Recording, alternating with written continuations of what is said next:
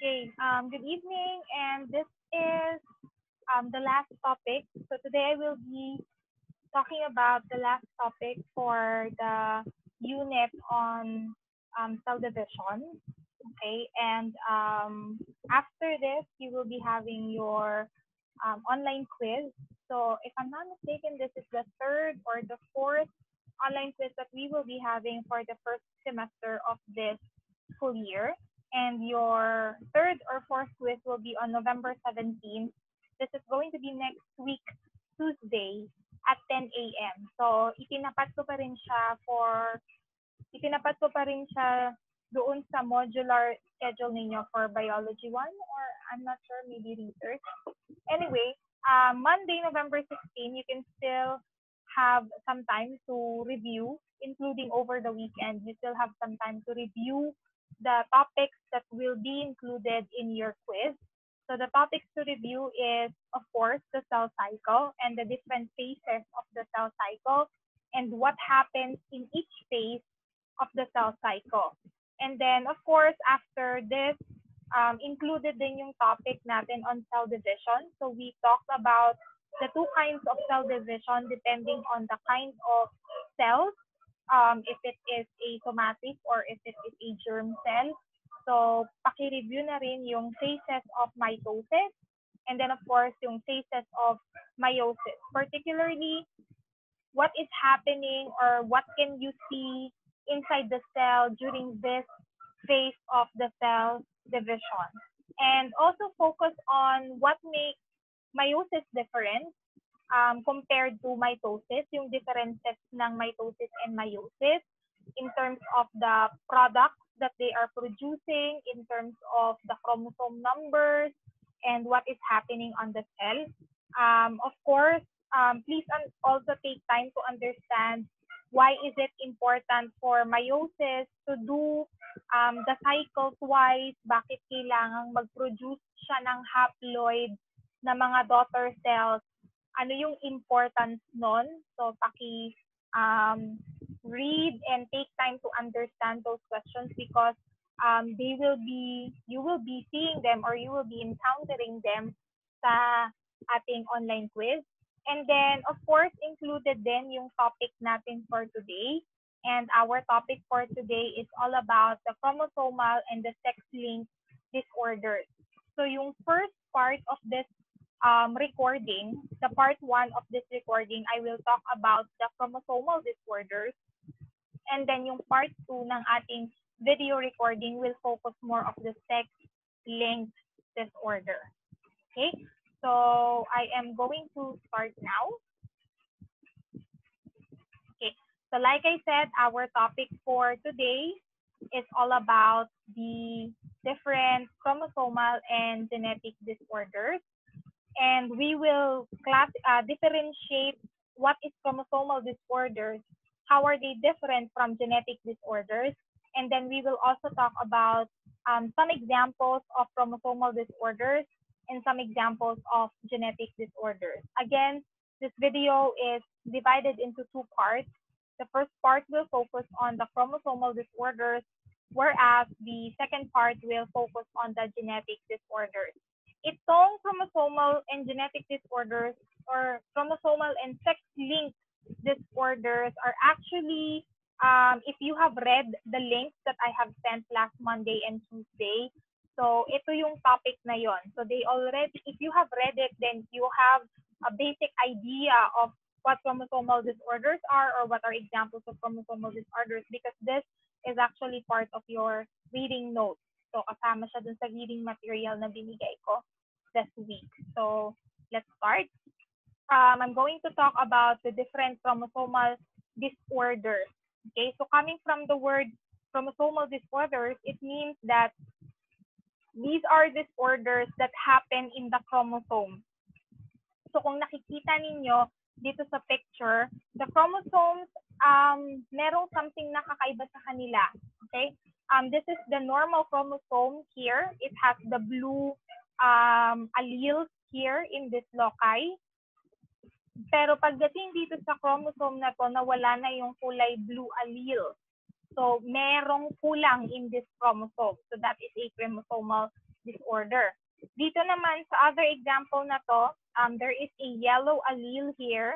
Pero pagdating dito, naging dalawa yung yellow allele. So, meron na siyang sobra.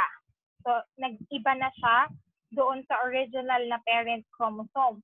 At the same time here, kung mapapansin ninyo, yellow yung top, there is a blue, violet, and pink.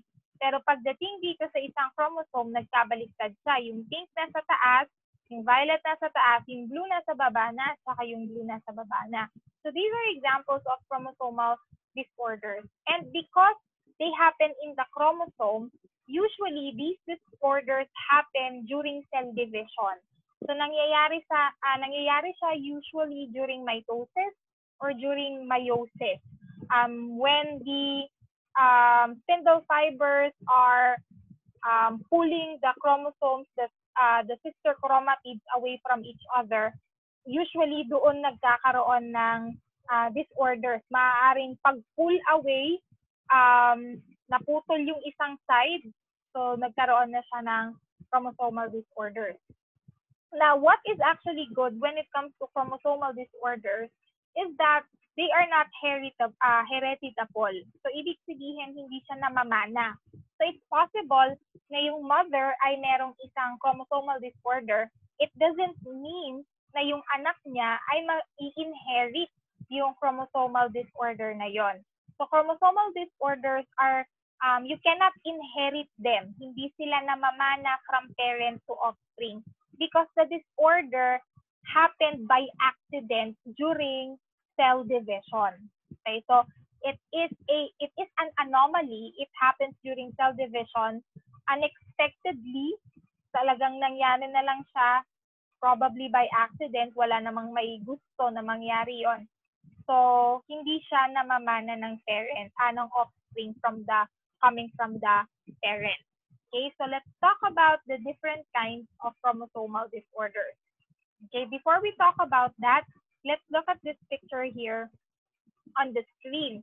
So this is what we call as a karyogram or a karyotype. So a karyotype, it shows you the arrangement of the chromosomes mula sa pinakamalaki. So ang kanyang chronological order is from biggest chromosome to the smallest chromosome. So this is a karyotype of a human. So ang diploid number or ang chromosome number ng tao is 46. So if we are going to count, there should be 46 chromosomes in here. Chromosome 1 and 2, chromosome 3, 4, 5, 6, 7, 8, 9, 10, 11, 12, 13, 14, 15, 16, 17, 18, 19, 20, 21, 22, 23, 24, 25, 26, 27, 28, 29, 30, 31, 32, 33, 34, 35, 36, 37, 38, 39, 40, 41, 42, 43, 44, 45, 46. So complete yung chromosomes niya. 46 or 23 pairs of chromosomes. Okay, so kompleto siya. So sa karyotype, makikita natin kung kumpleto yung chromosome ng isang tao, kung may sobra, kung may kulang, or merong nabawasan. Okay, so this is a normal karyotype. So it will show you all 23 pairs of chromosomes and they are arranged from biggest to the smallest chromosome. So itong dalawang to, this is chromosome number 23. And nakikita natin yung gender ng isang tao on chromosome number 23. Ibig sabihin, chromosome 1 until chromosome number 22, all of these are somatic chromosomes. Okay, so body cells or body chromosomes yung mga yan. Ito yung tinatawag nating sex chromosomes because it determines the gender of the offspring. So in this case, this is an X chromosome, the bigger one, and the smaller one is the Y chromosome. So this is a karyotype of a human male, lalaki to. Pag pareho siyang malaki, yung chromosome number 23, ibig sabihin, XX yon, babae yung karyotype na yon.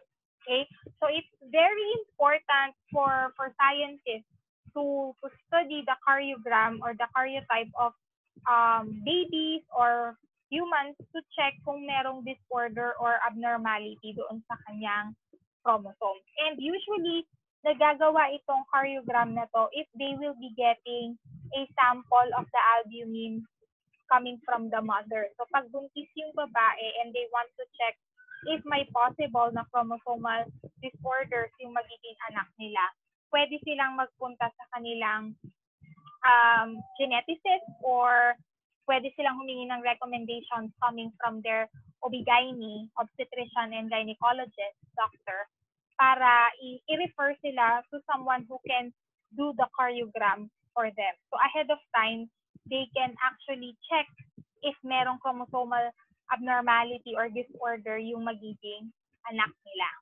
Okay? So keep in mind that this is what a normal karyogram or karyotype looks like. Kasi later on, we will be comparing or we will be checking ano nga ba yung itsura ng karyotype ng mga tao na merong chromosomal disorder. Okay, so let's go to the next slide. So we have 4 kinds of chromosomal disorders, and the examples that I will be giving is more of itong tatlong 1, 2, and 3. Okay, so when we call non-disjunction chromosomal disorder, ibig sabihin ng non-disjunction is that during cell division, hindi nag-separate properly yung mga chromosomes. If you will remember, during the anaphase, the chromosomes are being pulled away from each other towards opposite poles. Pero during non-disjunction, even though the spindle fibers are pulling them away, hindi sila naghiwalay. So chances are, yung isang side, meron siyang double copies of the chromosome, dalawa kasi hindi naghiwalay yung chromosome. Pagdating dun sa isang side, wala siyang chromosome. Okay, so we will be talking about an example of non-disjunction later on. On top of that, maaaring magkaroon din ng addition. So it is a chromosomal disorder. Kasi in science, anything na sobra or anything na kulang is actually not good. Ang principle ng science is that always yung enough lang, sapat lang. So sobra-sobrang kain, hindi okay. Kulang naman sa pagkain, hindi rin okay. So the same when it comes to chromosomes. Dapat kung ang chromosome number natin ay 46, sapat lang. Pag 45 lang ang chromosomes mo, it's an abnormality, it's a disorder. Pag naging 47 naman yung chromosomes mo, hindi ibig sabihin sobra-sobra is okay. Actually, it's also not good. And later on, we will talk about an example of chromosomal disorders na nadagdagan yung kanilang chromosome number. Okay? And then, kung merong nadagdagan, syempre yung isa naman, maaaring may nabawas na isang buong chromosome or maaaring isang part lang ng chromosome yung natanggal at nawala. So that is what we call as deletion. Na-delete yung isang part ng chromosome or yung isang buong chromosome, kulang talaga siya. And then of course, we have translocation. Translocation, ibig sabihin, nagkapalit na yung chromosome. Yung katulad ng example kanina, naging inverted na siya. Yung yellow nasa taas originally, and then after cell division, nasa baba na yung kulay yellow na allele, or maaaring na nagkapalit na ng chromosomes, or alleles yung mga chromosomes. So it's also a disorder. So like I said, we will talk about specific examples of these chromosomal disorders in detail. Okay, so the first example of a chromosomal disorder, this is categorized under non-disjunction, is what we call as Down syndrome. So Down syndrome is also called as trisomy 21. So let me just type this down. Actually, nandun siya sa reading material. So if you have read the reading material, then you know that Down syndrome is also called as trisomy 21. So the reason why it is called as trisomy 21 is because on the 21st chromosome, so let's count chromosome 1, 2, 3, 4, 5. Ito yung nakabilog na to. This is what we call as your chromosome number 21. And kung mapapansin ninyo, 3 yung chromosomes dito. 1, 2, at saka 3. So, bakit naging 3 yung chromosome? Number 21. So, chances are, during cell division, nagkaroon ng tinatawag na non-disjunction. So, hindi naghiwalay yung chromosomes. So, maaaring yung chromosomes in the mother cells hindi naghiwalay. So, dalawa on this part wala. Tapos, nung nagkaroon ng fertilization at na-add pa yung cells coming from the father, so dalawa coming from the mother, isa coming from the mother, kaya naging 3. So, this is what we call as non-disjunction. So, hindi nga properly nagse-separate yung mga chromosomes during cell division. So, nagkakaroon ng sobrang chromosomes doon sa isang tao. And one example of this is Down syndrome or what we call as trisomy 21. So, trisomy kasi 3 yung kanyang chromosome sa chromosome number 21. So, ito ang itsura ng isang tao na merong Down syndrome. Very unique or very specific ang itsura ng mga taong may Down syndrome. Magkakamukha silang lahat. Even though they are not related to each other, they look similar. Very similar yung itsura nila sa isa't isa. Down syndrome is more commonly known dun sa word na mongoloid, or although to be honest, hindi na acceptable yung word na mongoloid ngayon. Offending word na siya na pwede ka nang, para siyang racism. People are very sensitive when it comes to being called as mongoloid. So, people with mental disabilities na lang yung tinatawag sa kanila. The reason why they are called that is because isa sa pinaka defining characteristic ng mga taong may Down syndrome is that they have mental retardation. So when we say mental retardation, ibig sabihin medyo mas mabagal yung kanilang mental capacity, medyo mas mababa. May mga taong may Down syndrome na they are already 18 years old, pero yung kanilang mental capacity is sa edad ng 8 years old. So, hindi pantay yung kanilang physical age, yung kanilang body age, dun sa kanilang mental age. Although, to be honest, ang isa sa maganda when it comes to Down syndrome is that napakataas ng kanyang survival rate. Meron kasing mga chromosomal disorders na within 6 months or within 2 to 3 months namamatay na agad yung baby. Hindi kinakaya ng katawan yung kulang or sobrang chromosome sa loob ng katawan. But when it comes to Down syndrome, napakataas ng kanilang survival rate. Majority of babies who are born with Down syndrome actually survive. They get to grow old. And there was, I think I read a few weeks ago or maybe last week, there is a person with Down syndrome and he works for McDonald's. And I think he retired last week or 2 weeks ago. So, ibig sabihin, matanda na talaga siya. He reached the retirement age working for McDonald's, even though he has Down syndrome. So, there are already, even though they are mentally retarded, there are a lot of people with Down syndrome who are contributing members of the community. So, katulad nung nabasa kong example noon, he works for McDonald's. Actually, appropriate sila dun sa mga ganong trabaho, yung medyo repetitive. Kasi kinakaya ng mental capacity nila yun, na paulit-ulit yung ginagawa nila. So once they get used to it, kumbaga na-master na nila yung routine na kailangan nilang gawin, they excel in that kind of job. Usually sila yung may particular attention to detail, yung hindi lang pwedeng naka-arrange dyan, yung mga bagay kailangan pantay-pantay or pare-pareho ng kulay or pare-pareho ng size. So yun yung mga bagay na actually good sa kanila, especially if they are working.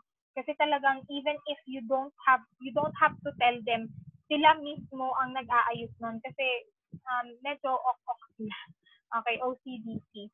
So, sabi nga nila, yung mga trabaho such as in the supermarket, yung i-arrange nila yung mga shelves, they excel in those kinds of activities. Talagang gagawin nila yon ng malinis at maayos. I-arrange nila yon according to color, according to size, kumbaga organized siya.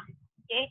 So, as far as I know, in the US, there is also a person who was elected for a government position. So, isa siyang politician, isa siyang public worker, and that person has Down syndrome. So although they are mentally retarded, hindi lahat ng tao with Down syndrome is very childish or very kid-like, parang bata yung kanilang mental capacity. Yung iba naman kaya, pero compared to a normal person, mas mababa yung kanilang mental capacity. Okay? But like I said, they get to grow old, they get to enjoy their life, and they are contributing members of the community. Even though they have this kind of disorder, hindi sila yung nasa bahay lang at kailangan mong pakainin or i-provide sa kanila lahat. No, they can work for themselves, they can provide their needs for themselves. So yun yung maganda when it comes to Down syndrome. Okay. Now let's go to the second chromosomal disorder, and this is what we call as your Klinefelter syndrome. So kung yung Down syndrome is trisomy 21, ito naman ay trisomy 23 kasi ang sobrang chromosome niya is actually found in the 23rd chromosome. So ito yung XXY. Kompleto yung female chromosome niya na XX, tapos kompleto rin yung male chromosome niya na XY. So for this kind of disorder, yung taong yun is both a female and a male. So kind of hermaphrodite siya. So kung makikita ninyo dito sa picture, meron siyang physical characteristics that are found in women, and there are also physical characteristics that are found in male. So kung mapapansin niyo dito, less yung kanyang hair sa chest area, which is actually common for women. Hindi madalas ang babaeng merong or madaming hair in the chest area. At the same time, meron siyang breast development. Hindi ganun kalaki sa mga normal na girls, pero hindi rin ganun na completely sa lalaki na wala talaga. Okay? Narrow shoulders, ito ay babae din. Usually, ang mga lalaki ay broad yung kanilang shoulders, pero sa babae, medyo maliit. Another characteristic na babae is this, yung wide hip. Ang babae usually maliit yung kanilang, tawag dito, bewang, pero malapad yung kanilang mga hips kasi nga in preparation or childbearing kasi. So, dyan talaga lumalaki yung bata, hindi naman sa tiyan. So, kung maliit yung hips mo, walang masyadong lugar sa growth or space for the baby. So, ayan. Babae ang mga characteristics niya na yan. Okay? Again, babae din to. Frontal baldness is absent. Kasi ang mga babae hindi talaga napapanot. Pero ang mga lalaki is more common when it comes to baldness, lalo na pagka tumatanda na or medyo stressful yung trabaho or medyo stressful yung life, talagang napapanot sila, receding hairline yung dito sa taas. Another female characteristic is that there is poor beard growth. So hindi common sa kanya natubuan ng balbas or bigote, which is very common ang facial hairs pagdating sa mga lalaki. So, ano naman yung kanyang male characteristic? Male characteristic niya ay meron siyang, anong tawag dito? Male reproductive organ. Maaaring meron siyang testes, maaaring meron din siyang penis. Okay? Pero hindi siya super developed. At the same time, long arms and legs, which is common for males na mas mahahaba yung daliri, mas mahahaba yung arms, yung torso, saka yung kanilang mga legs. Now, for Klinefelter syndrome, one of the most common questions na na-encounter ko from students is that, paano sila, mabubuntis ba sila? Or pwede ba silang magkaanak? Or pwede ba silang makabuntis? The answer is no. for people with Klinefelter syndrome, they are actually baog. Sterile sila. Hindi sila pwedeng mabuntis. At the same time, hindi rin sila pwedeng makabuntis. Even if yung taong yon is producing sperm cell. Merong ganon. On the outside, ang kanyang physical characteristics is male. Meron siyang penis, meron siyang testes. Nagpo-produce siya ng sperm, pero hindi siya pwedeng makabuntis. Baog po sila or sterile scientifically. Merong kwento nito sa Grey's Anatomy. Nahuling ng lalaki yung asawa niya. Kasi nagpunta sila sa hospital kasi akala niya meron siyang cancer. And then, yung lalaki, akala nila may cancer siya. So, pinatest. Saka nalaman na wala siyang cancer pero may Klinefelter syndrome siya. Ibig sabihin, on the outside, he looks like a male, pero on the inside, meron siyang ovary, meron siyang womb. So may bahay bata siya, alam mo yun, may ovary siya. Hindi nagpo-produce ng eggs yung ovary niya. Pero yung structure meron doon sa loob. Okay? Hindi lang niya nakikita kasi syempre nasa loob ng katawan niya. So nagulat sila, bakit buntis yung asawa niya? People with Klinefelter syndrome, hindi nila kayang mag-produce ng sperm cells that can sterilize or fertilize an egg. So sa kanila nalaman na may ibang lalaki yung asawa niya. Okay? So anyway, it's a fictional story, pero yung idea or yung concept of Klinefelter is actually scientifically true. Okay? So ayan ang isang example. Still, this is non-disjunction. So, this is an example of non-disjunction or hindi proper or hindi okay yung separation of the chromosomes during the cell division. Okay? Now, let's go to deletion. So, sabi ko nga sa inyo, kung merong hindi nag-divide properly, chances are merong isa na sobra-sobra yung kanyang chromosomes. Meron naman yung isa kulang yung kanyang chromosome. And an example of this is what we call as Turner syndrome. So the normal chromosome number for humans is 46. Pero in this case, ang kanyang chromosome number is only 45. Kasi yung chromosome number 23 niya ay iisa lang. Kulang. So siya ay XO. Okay? So hindi siya babae kasi ang babae ay XX. Hindi rin siya lalaki kasi ang lalaki ay XY. So, kulang siya ng isang chromosome. Okay? So, ano yung common characteristics of people with Turner syndrome? So, ito nga daw, webbed neck, kung mapapansin nyo dito. Parang magkadugtong yung leeg dito sa balikat. Kasi yung skin on this part, hindi siya during development kasi dapat it will undergo apoptosis. Ibig sabihin, dapat mamamatay yung cells dito ng skin para nakaseparate yung neck dito sa shoulders. Pero for people with Turner syndrome, hindi siya nangyayari. Also, when the fetus is developing, meron din tayong web here sa ating kamay, but the cells in between the fingers undergo apoptosis or yung cell death. Namamatay yung cells doon, kaya nasi-separate yung fingers natin. So, ganun yun sa Turner syndrome. Yung cells that is connecting the neck to the shoulders, hindi siya nawala. So, usually, meron siyang webbed neck.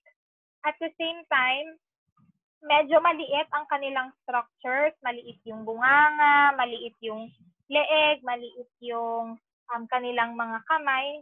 Hindi talaga kompleto yung development. And another characteristic is that they are infertile or sterile. Baog din po sila. They cannot reproduce kasi nga incomplete yung kanilang chromosome. So hindi mo alam, babae ba siya? Kasi kulang siya ng another X chromosome. Hindi rin naman siya lalaki. Kasi kulang siya ng Y chromosome. Okay? Merong breast development pero very little kasi kulang pa siya ng isa pang X chromosome. So, hindi natuloy or hindi natapos yung kanyang body development. Okay? So this is what we call as Turner syndrome. So ito ay example of deletion. So kulang siya ng isang chromosome. And then, this one is an example also of deletion. So yung kanina, Turner syndrome, isang buong chromosome yung nawala. But when it comes to Cri-du-Chat, it is a French word, Cri-du-Chat syndrome, kompleto siya na 23.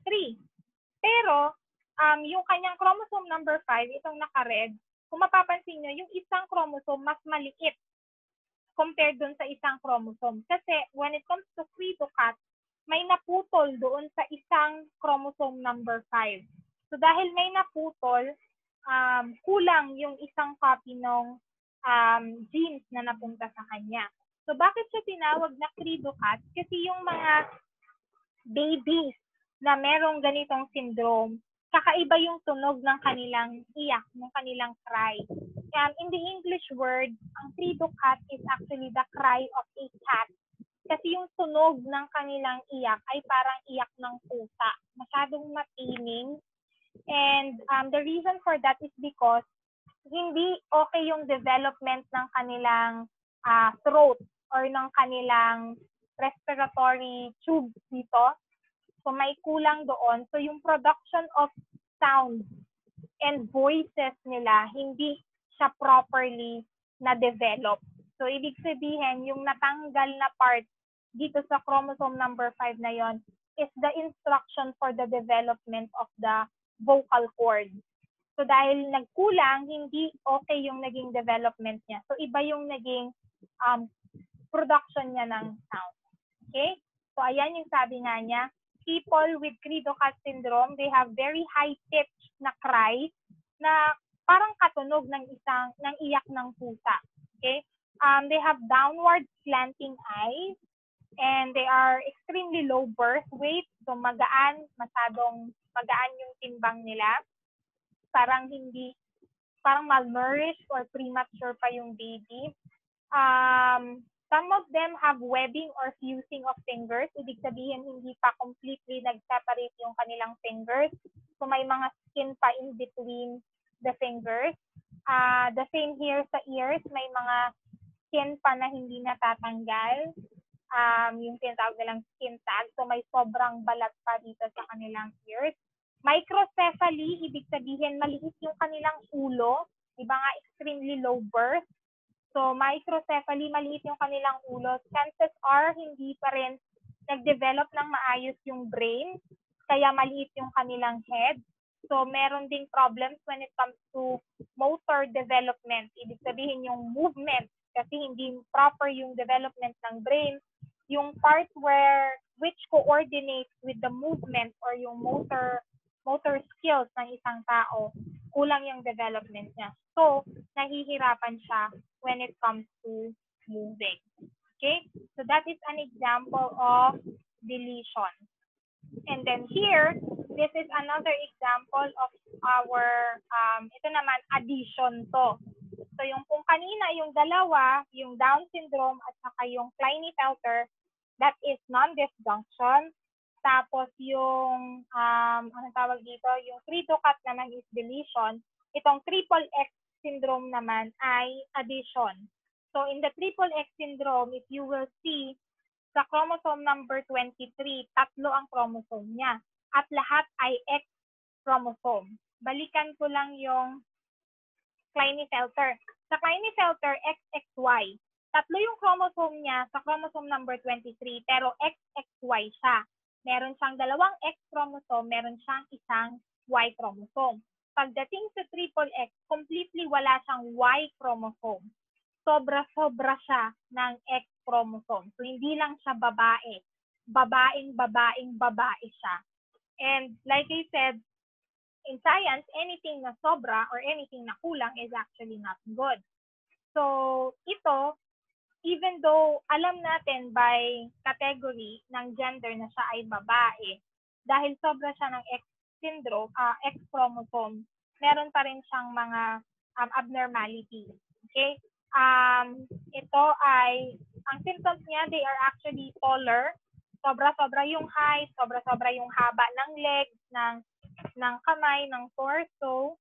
Ang pangit nito, they have delayed development of speech. Ibig sabihin, merong mga learning disabilities or merong hindi proper development when it comes to the brain, the coordinates when it comes to the speech or vocabulary formation. So dahil hindi sila okay when it comes to speech, nagkakaroon sila ng learning disabilities. They are not mentally retarded, pero kulang ang kanilang learning disabilities.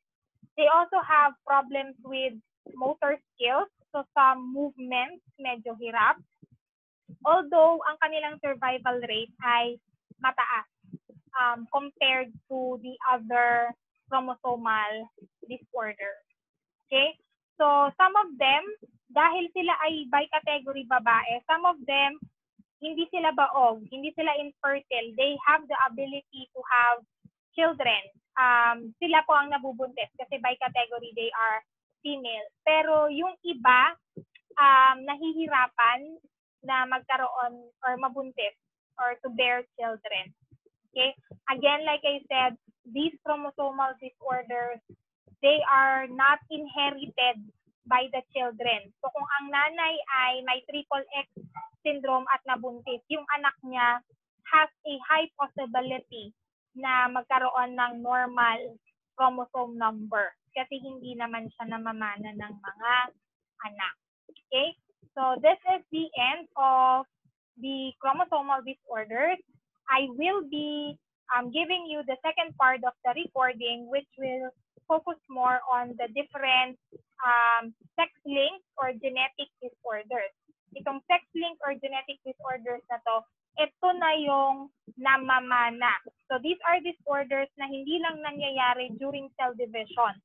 Talagang nagkaroon na ng mutation doon sa genes nila, and because of that, these disorders can be passed on from the parents going to the offspring. So that topic will be for the second part of this recording.